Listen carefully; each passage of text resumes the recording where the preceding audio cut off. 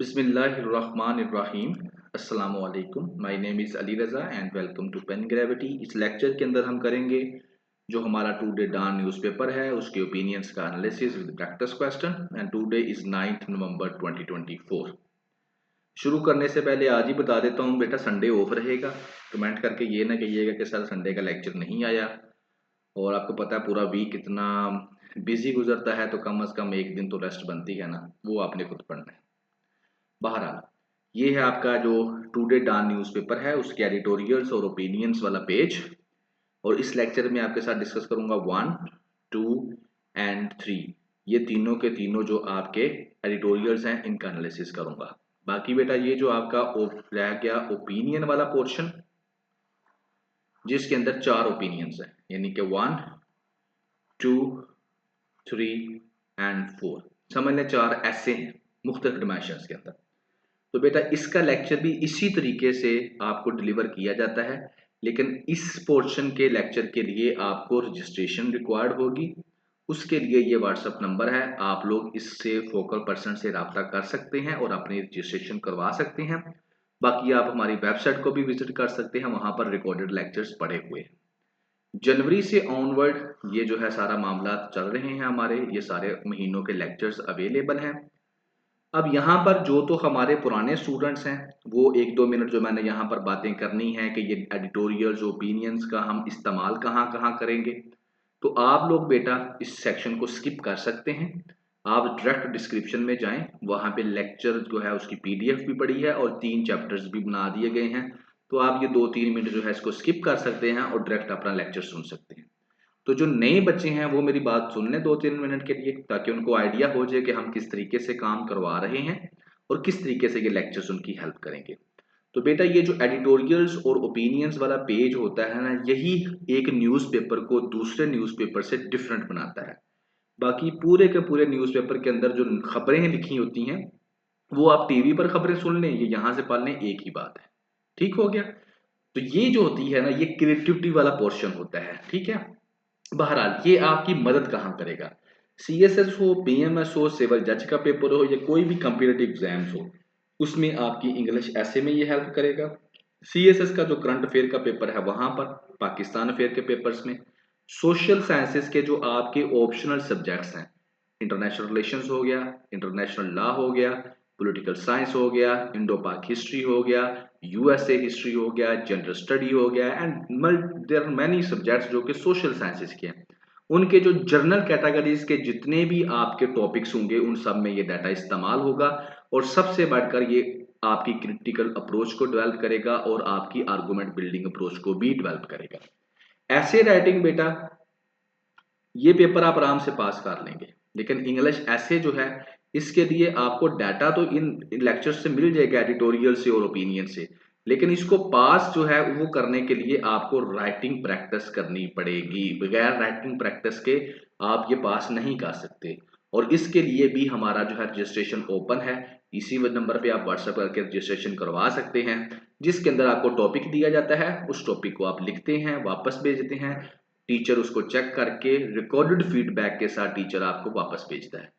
बाकी 99% इसके अंदर जो है हम लोग आपको राइटिंग प्रैक्टिस ही करवाते हैं। और ये बेटा आपके करंट जो ग्लोबल इश्यूज हैं उनकी स्लाइड है, इसको पढ़ लें, कोई चेंज आएगी तो इसमें कर दी जाएगी। करंट नेशनल इश्यूज हैं इनको भी आप लोग पढ़ लें, और जैसे ही इसमें जो चेंज आती है वो भी इसके अंदर अपडेट कर दी जाएगी। सो जी शुरू करते हैं। अब हम हमारा फर्स्ट ओपिनियन है वेकअप कॉल।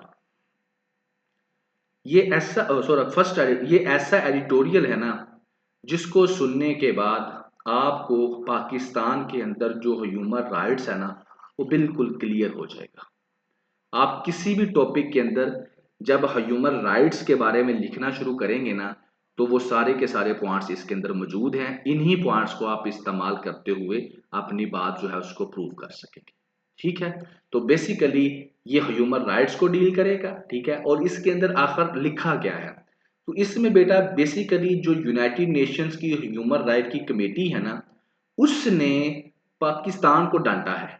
यानी कि ये जो कमेटी है ना ह्यूमन राइट्स की यूनाइटेड नेशंस की, उसने पाकिस्तान के अंदर जो ह्यूमन राइट्स की सिचुएशन है उसको देखते हुए एक रिपोर्ट दी है और बताया है कि पाकिस्तान जो है अपनी आदतें ठीक करे और पाकिस्तान जो अपने सिटीजन्स की राइट्स की वायलेशन कर रहा है वो करनी बंद करे।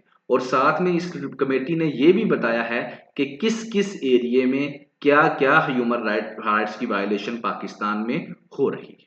तो ये है इसके एडिटोरियल का सारा क्रक्स।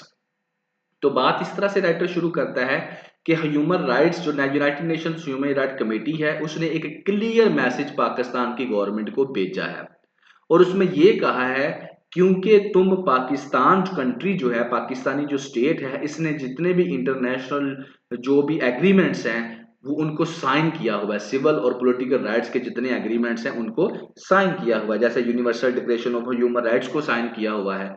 तो साइन करने का मकसद ये होता है कि मेरे मुल्क के अंदर जो सिटीजन हैं मैं उनको ये राइट्स दूंगा।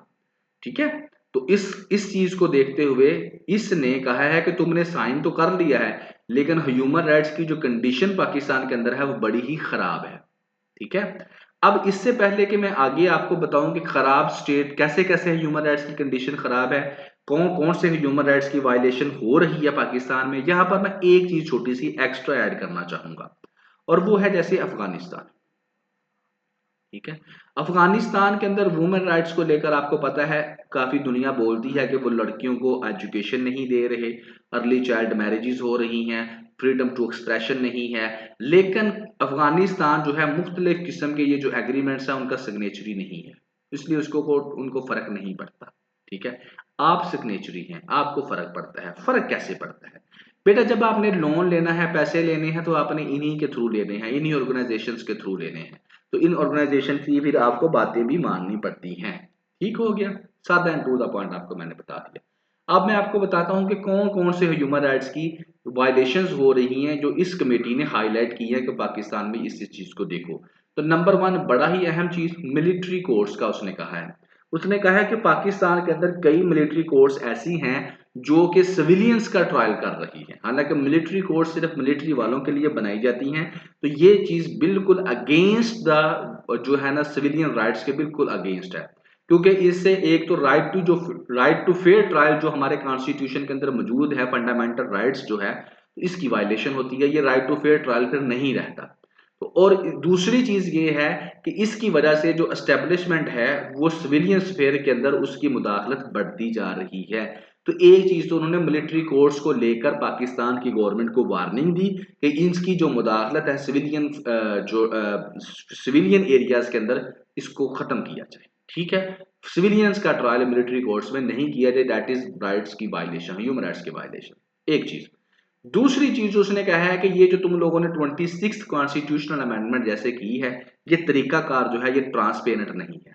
ट्रांसपेरेंट तरीकाकार ये होता है कि जब भी आप कोई अमेंडमेंट करते हैं तो उसके ऊपर बाकायदा डिस्कशंस होती हैं और डिस्कशंस के बाद अवाम को एतमाद में लिया जाता है और उसके बाद उसके अंदर क्या की जाती है, अमेंडमेंट की जाती है कॉन्स्टिट्यूशन की। लेकिन क्योंकि तुम लोगों का सोल पर्पस जो जुडिशरी की जो इंडिपेंडेंस है उसको कंट्रोल करना था, तो लिहाजा it is the violation of human rights. जो पाकिस्तान के अंदर लोग रहते हैं उनके राइट्स की वायलेशन है, क्योंकि जब इंडिपेंडेंस जुडिशरी नहीं होगी तो उनको उनके राइट्स नहीं मिलेंगे। ठीक है, इसको और सादा अल्फाज में कह देता हूं कि देखिए ए है एक बंदा, उसको किसी बी ने क्या किया, उस टक्कर मारी और उसको जख्मी कर दिया या उसकी डेथ हो गई एक ही। अब बी अगर तो आम इंसान है तो जहर है, उसको सजा मिलेगी, लेकिन अगर ये ताकतवर इंसान है तो ये क्या करेगा, जुडिशरी को इन्फ्लुएंस करेगा। कैसे इन्फ्लुएंस करेगा, इसके जहर है बिजनेसमैन जो है वो इसके जानने वाले होंगे, पॉलिटिशियंस इसके जानने वाले होंगे, तो इनको इस्तेमाल करते हुए ये जजेस को क्या कर सकता है, इन्फ्लुएंस कर सकता है। क्योंकि जजेस को इन्हीं लोगों ने, पॉलिटिशियंस ने ही लगाना है आफ्टर द 26 कॉन्स्टिट्यूशनल अमेंडमेंट। तो इस तरीके से फिर ए को इंसाफ नहीं मिल सकेगा। तो जस्ट लाइक दिस जो है ये चीज चलती है। ठीक है, नेक्स्ट वो बात करता है प्राइवेसी राइट्स की। अब प्राइवेसी राइट्स के अंदर बात क्या वो करता है, क्योंकि आप सबका जो डाटा है, पर्सनल डाटा जो है वो गवर्नमेंट के पास है, अथॉरिटीज के पास है। तो वो जो अथॉरिटीज हैं वो कहता है कि पाकिस्तान के अंदर इतना अच्छा सिस्टम नहीं है कि इनके डाटे को महफूज किया जा सके, तो इनका जो डाटा है वो एक समझ लें कि सिक्योर हाथ में नहीं है। तो प्राइवेसी राइट्स जो है उनकी वायलेशन हो रही है। तो स्ट्रॉन्ग प्राइवेसी लॉज की बनाने की जरूरत है। सादा अल्फाज में चाइना वाल आपके सामने ही है, जो सॉफ्टवेयर इन लोगों ने इंस्टॉल किया है, उससे क्या हो रहा है, आपके राइट्स की वायलेशंस हो रही है, आपकी जो कॉल्स है उनको सुना जा रहा है, टैप किया जा रहा है, तो this is all privacy rights. फिर इनफोर्स डिसअपीयरेंस, लोगों का गैप हो जाना, उसमें क्या आ जाता है, बलूचिस्तान के अंदर ये काम हो रहा है। ठीक है, आपके सामने कई किस्म की मूवमेंट्स चली बलूचिस्तान से, लोगों ने प्रोटेस्ट किया, केपीके के लोग आए, उन्होंने प्रोटेस्ट किया, क्यों, इनफोर्स डिसअपीयरेंस, लोग गायब हो रहे हैं अपने, जो उनके कई कई ऐसी हैं कि छोटी छोटी बच्चियां थी, जब उनके घर वाले वालिद साहब गायब हो गए, तो आज वो 24 24 25 25 साल की हो चुकी हैं, लेकिन उनको अपना फादर नहीं मिला। तो ये एक इनफोर्स डिसअपीयरेंस के जो मामलात हैं, यहाँ पर पाकिस्तान को वार्न किया है कि ये चीजें हल करो। जर्नलिस्ट को अटैक किया जाता है, थ्रेट किया जाता है, ठीक है, अगर वो किसी चीज के ऊपर बात करते हैं, हक की बात करते हैं, तो ये है। डेथ पेनल्टी के बारे में कहा गया कि सजाए मौत आप देते हैं, तो इसलिए इसको कहा गया पाकिस्तान को सजाए मौत ना दो, क्योंकि जो पाकिस्तान है इसका जो जुडिशियल सिस्टम इतना मजबूत नहीं है, इसके जो इन्वेस्टिगेशन का प्रोसेस इतना अच्छा नहीं है कि ये फेयर ट्रायल करवा सके। तो बाद वक़्त क्या होता है, जो बेचारे बेगुनाह होते हैं उनको सजाए मौत हो जाती है, तो इसलिए इसको रोका है। ठीक है, दूसरा जो टॉर्चर करते हैं और सीवियर डिटेंशन कंडीशंस हैं प्रिजन्स के अंदर, हमने उस दिन डिस्कस किया है इसको, प्रिजन रिफॉर्म्स के अंदर वो बड़ी खराब है, बड़ी हालत खराब है, तो कहा कि इन चीजों को क्या किया जाए, इनको भी सही किया जाए, चिल्ड्रंस के राइट्स की वायलेशन को रोका जाए। और जबरदस्ती जो लोगों को मजहब बदलाया जाता है, जैसे कि सिंध के अंदर अक्सर, अब यहाँ पे बोलिएगा मत कि सर ये क्या आपने बोल दिया, ये हकीकत है, सच बोलना चाहिए, जो सच है वो सच होता है। आप देखें, मैं मुसलमान हूं, आप मुसलमान हैं, ठीक है, लेकिन इसका मतलब ये नहीं है कि अगर कोई दूसरा मुसलमान कोई चीज गलत करता है तो हम कहें कोई बात नहीं, ऐसी बात नहीं है। मैं पाकिस्तानी हूं, आप पाकिस्तानी हैं, लेकिन इसका मतलब ये नहीं है कि अगर कोई दूसरा पाकिस्तानी गलत काम करता है तो हम इस वजह से कि वो हमारा पाकिस्तानी भाई है या हमारा मुसलमान भाई है, हम खामोश रहें, बिल्कुल गलत है। जो गलत है वो गलत है, बेशक वो आपका सका भाई ही क्यों ना करे। तो सिंध के अंदर ये प्रैक्टिस हो रही है, and it is reality based, इसमें कोई शक नहीं है, आप इसको माने या आप इसको इनकार कर दें। अगर आपको इस चीज के ऊपर बिलीव नहीं है, यू कैन, आप रिसर्च कर सकते हैं इसके ऊपर, ठीक है। और उसमें ये हो रहा है कि जो कुछ खास तौर पर जो हिंदूज हैं, गर्ल्स हैं, उनको कन्वर्ट किया जा रहा है मुसलमानों के अंदर, और उनके साथ शादियां भी की जा रही है, मुसलमान उनके साथ शादियां भी कर रहे हैं, उनको कन्वर्ट करके, जबरदस्ती कन्वर्ट करके, और that is may be due to poverty, और कुछ भी आप लोग उसको कह सकते हैं, ठीक है। जो सिंध के हैं दे नो वेरी वेल, तो ये चीज भी जो है वो कहता है गलत हो रही है, और इस्लाम इसकी बिल्कुल इजाजत नहीं देता कि आप जबरदस्ती किसी को जो है फोर्स करके उसका जो मजहब है उसको चेंज करें, ये इस्लाम बिल्कुल भी इस चीज की इजाजत नहीं देता। तो ये बेटा कुछ राइट्स की वायलेशंस थी जो पाकिस्तान के अंदर हो रही हैं, आप इनको अपने पेपर में लिख सकते हैं, ठीक है। और एक डेमोक्रेटिक स्टेट के अंदर इन चीजों की स्पेस नहीं होती, एक डेमोक्रेटिक स्टेट के अंदर ये चीजें प्रैक्टिस नहीं की जा सकती, ठीक है। तो यहां पर ये भी आप कह सकते हैं, क्योंकि राइट्स की वायलेशंस हो रही हैं, रूल ऑफ लॉ नहीं है, तो रूल ऑफ लॉ नहीं है इसका मतलब है पाकिस्तान में डेमोक्रेसी कमजोर हो रही है। बाकी जो है कुछ पॉजिटिव चीजें भी हैं, तारीफ भी की जाती है कि पाकिस्तान में कुछ पॉजिटिव काम भी हो रहे हैं, उनके अंदर जो जेंडर बेस्ड वायलेंस के लिहाज से लेकर और ट्रांसजेंडर पर्सन को जो एड्रेस किया गया, मुख्तलिफ लॉज बनाए गए, ये काम एक अच्छा किया गया है। और इसमें राइटर ये कहता है कि अगर तो आप लोग इंटरनेशनल जो ह्यूमन राइट्स हैं, उनकी जो ऑब्लिगेशंस हैं, उनको आप लोग फुलफिल करोगे तो अच्छी बात है, अगर आप नहीं फुलफिल करते तो पाकिस्तान का इंटरनेशनल लेवल के ऊपर भी इमेज जो है वो खराब होगा, और आपके सिटीजन्स के राइट्स जो है उसकी भी वायलेशंस होंगी। तो ये था बेटा आपका फर्स्ट एडिटोरियल, जिसके अंदर राइटर ने पाकिस्तान के अंदर जो ह्यूमन राइट्स की वायलेशंस हो रही थी वो आपके साथ डिस्कस की, और इन वायलेशंस को आप लोग अपने पेपर में या किसी भी टॉपिक में according to the demand of the examiner आप इनको सेट कर सकते हैं। Foreign bank exit, simple and to the point writer क्या करता है, इकोनॉमी के ऊपर बेटा ये डिस्कशन होगी, और मेन टॉपिक आपका इकोनॉमी होगा, और राइटर यहाँ पर सिर्फ एक ही बात कहना चाहता है, और वो बात ये है कि पाकिस्तान के अंदर से जो फॉरेन बैंक्स हैं, एक तो आपके लोकल बैंक्स हैं ना जो आपके पाकिस्तानियों ने बनाए हैं, एक है फॉरेन बैंक्स जो किसी दूसरे मुल्क से बिलोंग करते हैं, तो वो मुल्क हमारा छोड़ छोड़कर यहाँ पर अपना बैंक की ब्रांचेस को बंद करके, अपने ऑपरेशंस को बंद करके, अपना बोरिया बिस्तर बंद करके यहाँ से जा रहे हैं, और कई जा चुके हैं, कई जाने की तैयारी कर रहे हैं। तो राइटर इसमें ये लिख बताता है आपको क्यों जा रहे हैं, कौन चला गया है, कौन जाने की तैयारी कर रहा है, इससे पाकिस्तान को क्या नुकसान हो सकता है, ये चीजें आपको बताएगा। मेन टॉपिक बेटा आपका इकोनॉमी का रहेगा। तो राइटर क्या कहता है, राइटर कहता है कि क्यों फॉरेन बैंक्स जो है वो पाकिस्तान को छोड़कर जा रहे हैं, क्यों जा रहे हैं। ठीक है, कहता है कि कपल ऑफ डिकेड्स जो है, पिछली कपल ऑफ डिकेड कहते हैं 10 साल को, पिछले कुछ कपल ऑफ डिकेड्स के अंदर बहुत सारी बैंक जो है वो पाकिस्तान को छोड़कर जा चुके हैं। बैंकिंग कंपनी जिसके अंदर बर्कलेज है, एबीएन आमरो है, रॉयल बैंक है, स्कॉटलैंड है, एचएसबीसी है, क्रेडिट एग्रीकोल है। अब ये वाकई ही है, मैंने भी अपनी जो है ना इनके नाम फर्स्ट टाइम सुन रहा हूँ, यानी कि ये बैंक पाकिस्तान में किसी टाइम में एग्जिस्ट करते थे। मे बी हम उस वक्त छोटे हों बट ये बैंक थे और अब ये नहीं है पाकिस्तान के अंदर, मतलब ये पाकिस्तान से जा चुके हैं। ठीक है ना। इसी तरीके से कई एयरलाइंस भी जो है वो पाकिस्तान से जा चुकी हैं, फॉरेन एयरलाइंस। ठीक है, दो चीजें हो गई। आगे वो कहते हैं कि कई इंटरनेशनल बैंक हैं, जैसे संबा है जो कि सऊदीया का है, वो अब कोशिश कर रहा है कि मैं भी यहां से चला जाऊं पाकिस्तान से। अब यहां पर यही डिस्कस करना है कि क्यों जा रहे हैं भाई, क्या परेशानी होगी इनको। ठीक है, और नुकसान क्या है उसका। बाहर बाहर राइटर कहता है कि पाकिस्तान जो है ना, इसकी वजह से डिफरेंट रीजंस हैं। एक तो वो कहता है 2008 के अंदर जो फाइनेंशियल क्राइसिस आते हैं दुनिया के अंदर, उसकी वजह से आपको पता है अमेरिका के अंदर फाइनेंशियल क्राइसिस आते हैं 2008 के अंदर हाउसिंग सोसाइटीज को लेकर। और ये कुछ दिन पहले जो है डॉक्टर साहब ने ओपिनियन के अंदर भी डिस्कस किया था। तो ये चीज एक तो ये है, लेकिन इसके अलावा और बड़ी रीजंस हैं पाकिस्तान को सामने रखते हुए। एक तो पाकिस्तान की इकोनॉमी सबसे बड़ी रीजन है, इसके अंदर शॉक्स हैं जिसको दचके बड़े लगते हैं, कभी ये ऊपर जाती है कभी बहुत नीचे आ जाती है।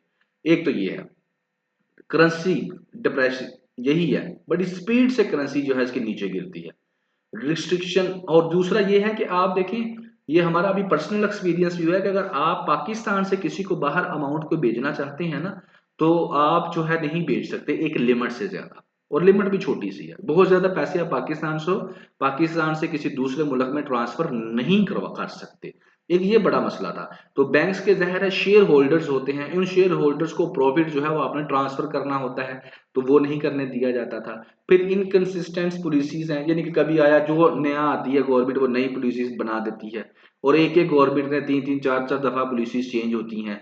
इसके अलावा जो बैंकों की कमाई है उसके ऊपर टैक्स बहुत ज्यादा लगा दिया गया। तो ये कुछ रीजंस थी, इनको लेकर जो है राइटर बताता है कि बैंक्स जाना चाह रहे हैं। फिर हालांकि वो कहता है कि पाकिस्तान जो है फाइनेंशियल एक्शन टास्क फोर्स की जो लिस्ट थी, ग्रे लिस्ट, वहां से निकल चुका है। यानी कि अब ये क्या थी, ये थी फाइनेंशियल एक्शन टास्क फोर्स।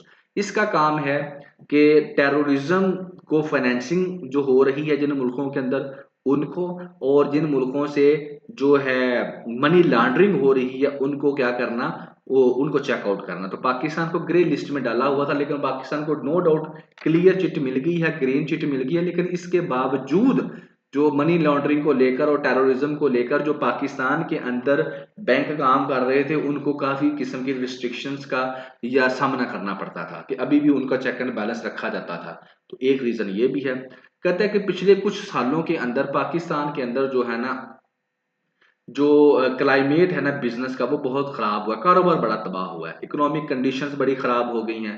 खास तौर पर बैलेंस ऑफ पेमेंट के क्राइसिस पाकिस्तान के अंदर रहे, पुलिस बार बार बनती रही, बड़ी फॉरेन कंपनीज थी जिनके अंदर ड्रग मैन्युफैक्चरिंग, ड्रग्स यहाँ पर दवाइयों को कहा जाता है, एयरलाइंस होगी, ऑल मार्केटिंग फर्म्स होगी, all and gas exploration companies, ये सारी की सारी पाकिस्तान को छोड़कर चली गई। ठीक है ना, और अपने लॉसेस से बचाने के लिए। तो जब ये चली गई तो इसका मतलब है उसके बाद फिर ज़ाहिर है जो इंटरनेशनल या मल्टीनेशनल लेवल के ऊपर जो बिजनेसेस हो रहे थे वो नीचे आ गए, और उसके बाद जो है फॉरेन इन्वेस्टर्स का आना भी पाकिस्तान के अंदर जो है कम हो गया। बहरहाल डाटर लेकिन यहाँ पर यह कहता है कि इन कंपनियों के जाने से उतना नुकसान नहीं होता जितना नुकसान एक बैंक के जाने से होता है। क्योंकि बैंक जो होता है, कोई भी फॉरेन बैंक किसी मुल्क के अंदर, वो इन्वेस्टर्स का भरोसा होता है। जो फॉरेन डायरेक्ट इन्वेस्टमेंट करते हैं उनको वो भरोसा यकीन दिलाता है कि नहीं, यहाँ पर हालात ठीक हैं।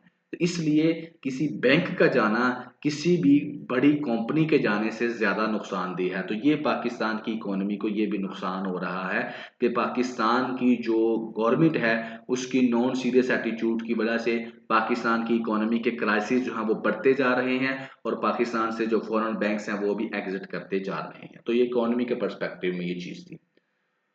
करम प्रोटेस्ट, ये हम लोगों ने कुछ दिन पहले भी डिस्कस किया था, लेकिन अब इसकी सिचुएशन और ज़्यादा ख़राब हो गई है, तो इसको अब दोबारा से डिस्कस करने जा रहे हैं।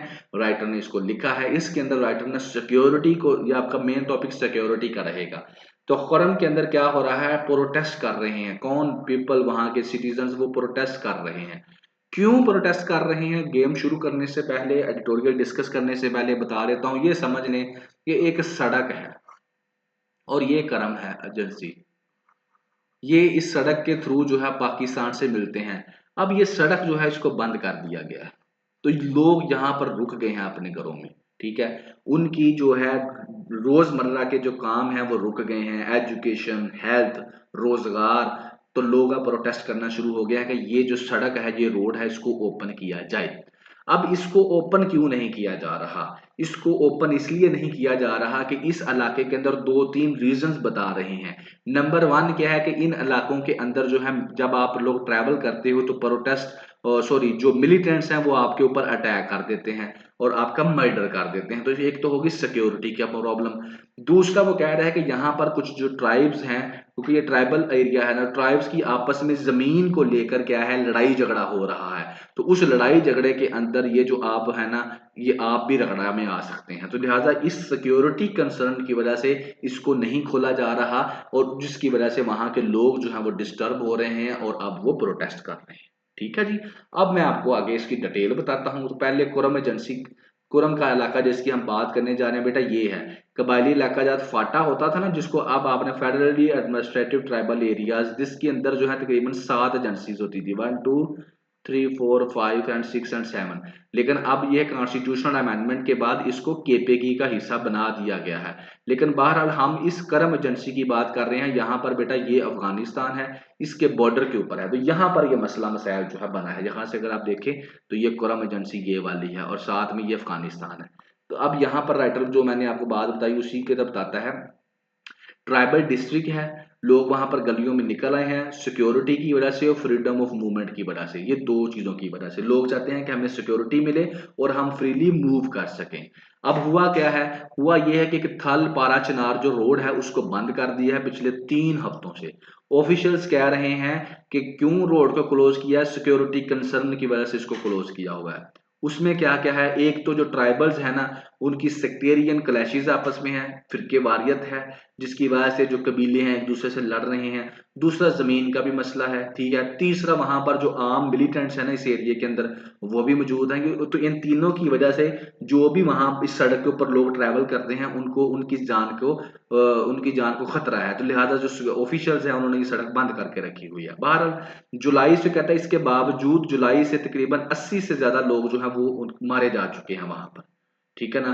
और इन क्लैशेस के अंदर वहां पर जो व्हीकल्स वगैरह हैं उनको भी टारगेट किया जाता है।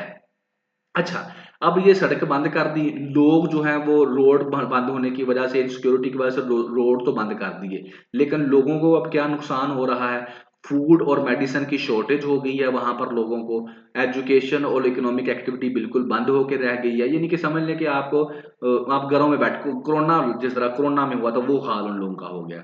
अब जो प्रोटेस्ट करने वाले हैं उनकी दो डिमांड्स हैं, एक तो ये है कि इस इलाके में पीस आ जाए और दूसरा ये है कि सिक्योरिटी जो है, जो ट्रैवल करते हैं उनको सिक्योरिटी प्रोवाइड की जाए, ठीक है ना। कहता है कि ये जो रोड को क्लोज करना है ये एक सेंसिटिव एरिया है, इस इन दिस सेंसिटिव एरिया, ये कोई नई चीज बात नहीं है यहाँ पर कि रोड को बंद कर दिया जाए। ये पहले भी हो चुका है। ये रोड 2007 से लेकर 2011 तक, यानी कि 4 साल तक ये रोड बंद रहा। क्यों बंद रहा, जब ये बंद रहा ना तो उसके बाद लोग फिर अफगानिस्तान के रास्ते से जो है वो पाकिस्तान आते थे। यानी कि अगर मैं यहाँ से कह दूं कि ये है, तो अब यहाँ से ये है तो यहाँ से अफगानिस्तान से होकर इधर से आ जाएं, या इधर से यहाँ से लोकर होकर इधर आ जाए। यानी कि अफगानिस्तान से होकर लोग जो है वो पाकिस्तान में ये लोग आते थे। ठीक हो गया। अच्छा, अब ये क्यों कहा, पहले क्या था, पहले यहाँ पर जो अफगान मिलिटेंट्स थे ना और लोकल्स थे, उनकी वजह से सिक्योरिटी सिचुएशन यहाँ पर बड़ी खराब थी। और आज क्या है, आज जो ट्राइब्स हैं वो जमीन के ऊपर वहां पर एक दूसरे के साथ लड़ाई कर रहे हैं, और साथ में जो वहां पर मिलिटेंट्स हैं उनकी वजह से वहां पर जो है ये चीज हो रही है। यानी कि मेन जो बात है वो ये तीन बंदे हैं। वहां के जो ट्राइब्स हैं वो एक तो सेक्टेरियनिज्म की वजह से एक दूसरे के जानी दुश्मन बने हुए हैं, दूसरा जमीन के कब्जे की वजह से, लैंड डिस्प्यूट की वजह से नुकसान पहुंचा रहे हैं, तीसरा इसी बहती हुई गंगा के अंदर जो टेररिस्ट हैं वो भी हाथ धो लेते हैं कि चलो जी हम भी साथ में लोगों को सड़कों के ऊपर टारगेट करते हैं। तो इन तीनों चीजों को सामने रखते हुए सिक्योरिटी कंसर्न की वजह से जो ऑफिशियल्स हैं, ऑफिशियल मतलब जो सरकारी बंदे हैं, जो गवर्नमेंट के बंदे हैं, उन्होंने सड़क बंद कर दी है ताकि लोग अपने घरों में रहें, लोगों की जान को नुकसान ना पहुंचे। ठीक है, लेकिन इसकी वजह से ज़ाहिर है लोगों का जो है काफ़ी नुकसान हो रहा है। लोगों को खाने की, मेडिसिन की जो शॉर्टेज हो रही है, इकोनॉमिक एक्टिविटी नहीं हो रही, एजुकेशन बंद है, तो ये सारे का सारा प्रॉब्लम हो रहा है। और ये पाकिस्तान के अंदर आता है करम एजेंसी जो है, और ये उसकी सिक्योरिटी का पाकिस्तान की इंटरनल सिक्योरिटी के ऊपर एक क्वेश्चन मार्क है। तो ये था बेटा कुरम और वहां पर होने वाला प्रोटेस्ट और उससे होने वाले नुकसानात जो कि वहां के लोगों को हो रहे हैं। बाकी ये फोकल पर्सन का नंबर है, आप लोग इसको जो है ना राब्ता कर सकते हैं, कोई भी इशू हो आप इसके साथ डिस्कस कर सकते हैं। बाकी ये दोनों चीजें हम लोगों ने बहुत सोच समझ के इसको कर रहे हैं। ये जो एडिटो ओपिनियंस हैं इनमें कम से कम आप एक दफा रजिस्ट्रेशन जरूर करवाएं, इन लेक्चर्स को सुने। अगर आपको समझ आती है कि हाँ मुझ में चेंज आ रहा है तो फिर आप हमारे साथ कंटिन्यू करें, ठीक है। और इंशाल्लाह जब आप एक महीने के लेक्चर सुनेंगे तो आपके साथ वो चीजें जो है वो डिस्कस होंगी जो आपने कभी पढ़ी भी नहीं होंगी, because this portion belongs to policy makers. ये आम बंदों का नहीं है, ये पॉलिसी मेकर्स हैं। जैसे अगर मैं ये टेरर एंड रुकी की बात करूं, इसको हमने आज ये लेक्चर डिलीवर किया, वेल रिटन है, टेररिज्म के ऊपर है, बलूचिस्तान के ऊपर है, और ये रिटायर्ड एजी साहब है जिन्होंने लिखा है, पूरी जिंदगी के एक्सपीरियंस से उन्होंने ये लिखा है, ठीक है। तो यहां से आपको बड़ा अच्छा वैलिड और कंप्रीहेंसिव डाटा मिलेगा, और इसी डाटे को आपने यहाँ पर ऐसे राइटिंग प्रैक्टिस में इस्तेमाल करना है और आपका ऐसे पास हो जाएगा। और ऐसे पास तो समझ लें CSS PMS पास। ठीक हो गया बेटा, बाकी दुआओं में याद रखिएगा। अगर जिंदगी रही तो नेक्स्ट लेक्चर में फिर हाजिर होंगे। Thank you very much.